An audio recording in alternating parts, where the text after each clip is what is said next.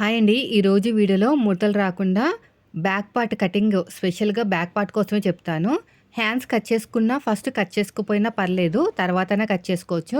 అంటే first hands cut చేసుకొని ఆ తర్వాత బ్యాక్ పార్ట్ అన్నా కట్ చేసుకోవచ్చు. బ్యాక్ పార్ట్ కట్ చేసుకొని తర్వాత హ్యాండ్స్ అన్నా కట్ చేసుకోవచ్చు. ఫస్ట్ అయితే ఫోల్డింగ్ నా వైపు వేసుకొని కింద ఎడ్జెస్ అనేవి కరెక్ట్‌గా ఉండేటట్టు కట్ చేసుకున్నాను. కింద మనకి పట్టి ఎతకడానికి ఒక పావించు హైట్ పెంచమన్నారన్నమాట 1 ఇంచు. హైట్ కూడా పెంచేసాను. తర్వాతొచ్చేసి మనం తీసుకున్న ఆది బ్లౌజ్ ఉంటుంది గదా! ఆర్మ్ లూజ్ ఎంతుందో చెక్ చేసుకోండి. ఇది మరీ పెద్ద సైజ్ బ్లౌజ్ ఏం కాదండి. చూడ్డానికి చూసారా ఎలా ఉందో? సేమ్ మామూలుగా ఉంది కదా! అలాంటి బ్లౌజులకేంటంటే ఆర్మ్ లూజ్‌తో బ్లౌజ్ కట్ చేయొచ్చమాట.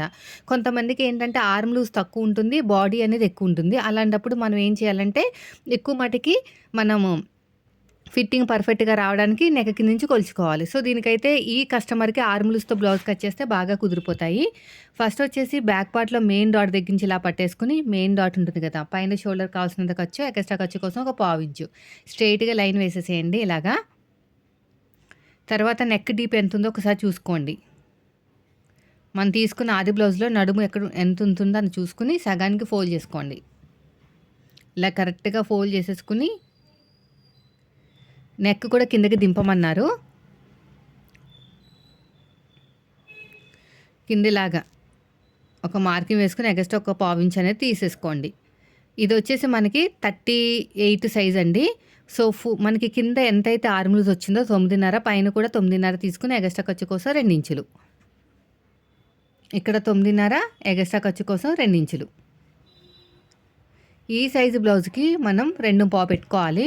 ఇలా స్ట్రెయిట్‌గా లైన్ వేసేసేయండి. ఇక్కడ కూడా అంతే. ఇక్కడ స్ట్రెయిట్‌గా లైన్ వేసేసేయండి.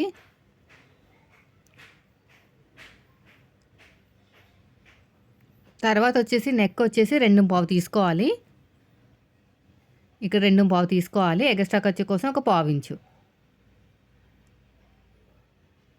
తర్వాత వచ్చేసి చిన్న షోల్డర్ ఎంత ఉందో చూసుకుని అక్కడ ఒక మార్కింగ్ వేసేసుకోండి. ఎగస్ట్రా ఖర్చు కోసం ఒక పావించు. అంతే. ఫుల్ షోల్డర్ మనకి 5.5 కన్నా కొంచెం ఎక్కువే వచ్చింది. 5.7 అదే 5.7 కొంచెం కిందకి పెట్టుకొని 6 ఇంచుల వరకు కిందకి దింపుకోండి. ఇలా నీట్‌గా పెట్టేసుకుని ఇక్కడ కూడా అంతే. మనకి కరెక్ట్‌గా 5.7 వచ్చిందో లేదో చెక్ చేసుకోండి. చంక డౌన్ 6 ఇంచులు. అయిపోయిందండి. తర్వాత వచ్చేసి ఎల్ షేప్ ఇచ్చేయాలి ఇలాగా. ఎల్ షేప్ నీట్‌గా రావాలంటే అటువైపు కూడా 6 ఇంచులకి మార్కింగ్ వేసుకొని స్ట్రెయిట్‌గా లైన్ వేసేసుకోండి. ఈ కార్నర్ దగ్గర 1.5 ఇంచుకి ఒక మార్కింగ్ వేయండి. కర్వ్ స్కేల్ తీసుకొని నీట్‌గా కర్వ్ అనేది తిప్పేసుకోండి. ఇలాగా. షోల్డర్ కావాల్సినంత ఖర్చు వదిలేయండి. ఇప్పుడు గీత కింద నుంచి కొలుచుకోవాలి. ఇలా గీత కింద నుంచి కొలుచుకుంటే సరిపోతుంది. సో, మనకొచ్చేసి కరెక్ట్‌గా ఆర్మ్ లూజ్ 8.5 ఇంచులు. 8.5కి మ్యాచ్ అయిపోయింది. ఇలా కరెక్ట్‌గా ఇలా చూసుకోవాలి. కరెక్ట్‌గా మ్యాచ్ అయ్యేటట్టు చూసుకోవాలన్నమాట. హెచ్చు తగ్గులు వచ్చినాయి అనుకోండి అడ్జస్ట్‌మెంట్ చేసుకోవాలి. నాకు కొంచెం కిందకి దింపుతాను. సరిపోతుంది ఇప్పుడు. లైట్‌గా 2 గీతలంతా. ఫిట్టింగ్ బాగా వస్తుందన్నమాట ఇలా కట్ చేయడం వల్లనే. ఇలా నీట్‌గా మార్కింగ్ వేసేసుకోండి. తర్వాత ఇప్పుడు ఒకసారి మళ్ళీ చెక్ చేసుకుంటాను. ఇలా చెక్ చేసుకుంటాం వల్ల మనకి ముడతలు అనేవి రావండి. చాలా బాగా కుదురుతుంది బ్లౌజ్ అనేది. ఇప్పుడు పర్ఫెక్ట్‌గా ఫిట్టింగ్ వచ్చేస్తుందన్నమాట. ఇప్పుడు కింద వచ్చేసి 3 ఇంచులు తీసుకోండి. ఇక్కడ 3 ఇంచులు తీసుకోండి. ఆర్మ్ లూజ్‌కి 1 ఇంచ్ కలిపితే చెస్ట్ అని చెప్తాను కదా! ఫిట్టింగ్ బాగా వస్తదనమాట. కానీ కొంతమందికి ఏంటంటే అంత ఫిట్టింగ్ నచ్చదు. మామూలుగా మాకు లూజ్‌గా ఉండాలి అనుకుంటారు. అలాంటప్పుడు నెక్ కింద నుంచి చూసేస్తే కొంచెం దీనికైనా కొంచెం లూజ్ వస్తది. అది డిఫరెంట్. ఎవరికి ఎలా కావాలో అలా కుడితే మనకి కస్టమర్స్ పెరుగుతారండి. ఇలా కరువు తీసుకుంటే సరిపోతది. తర్వాత వచ్చేసి ఒకసారి నడుము కూడా చెక్ చేసుకోండి ఎంతొచ్చింది ఏంటనేది. సో, అంతకంటే ముందు నేను కట్ చేసుకుంటున్నాను మొత్తం నీట్‌గా. ఇలా కట్ చేసుకున్నారంటే మీకు పర్ఫెక్ట్‌గా వచ్చేస్తదండి ఫిట్టింగ్ అనేది. కొంచెం హ్యాండ్ డౌను అంటే హ్యాండ్ అంటే మనకి చంక డౌను, కొంచెం హైటు అలాగా ఒక్కొక్క పావించి డిఫరెన్స్‌లోనే మనకి ఫిట్టింగ్ అనేది మారిపోతదనమాట. అవన్నీ కరెక్ట్‌గా తీసుకుంటేనే బ్లౌజ్ అనేది పర్ఫెక్ట్‌గా వస్తుంది.